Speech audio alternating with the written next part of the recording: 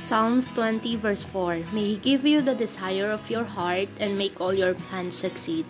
Amen.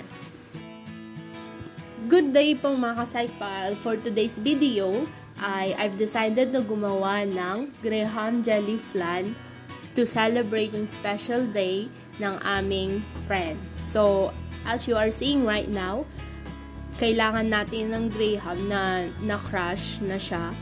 And at the same time, lagyan natin ng butter. So, yan yung pinaka-crust ng ating gagawin ngayon. So, nagtira ako ng konti lang para sa toppings na din mamaya. So, lahat ng yon ay nilagay ko yung Graham. Saka, make sure na pantay siya para kahit papano ay maayos siya tingnan.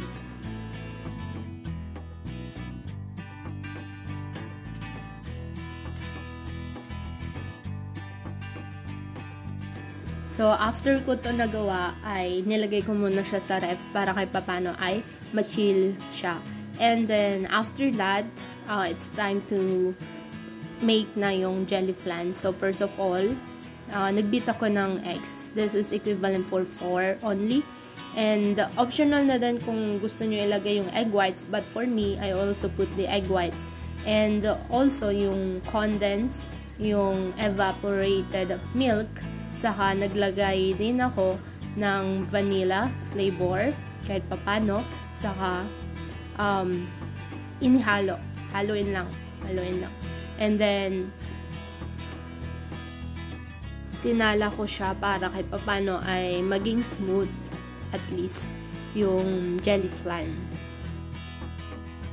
So lastly, nilagay ko na yung jelly powder na yung flavor niya kahit papano ay leche flan. So, nilagay ko muna siya sa tubig bago ko siya inhalo dito. And then, at the same time, ay nilagay ko na siya sa stove. Medium heat lang.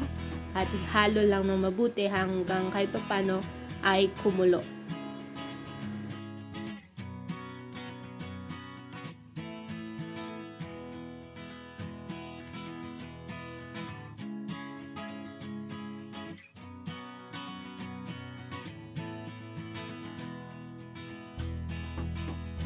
So, at this point, yung remaining na Graham crackers ay nilagay ko sa as toppings niya.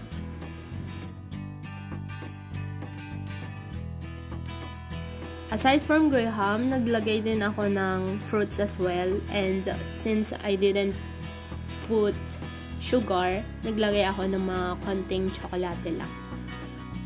Thank you so much for watching mga Psych-Pals. Special shout out to my friends and at the same time, happy birthday again to Angel. Thank you.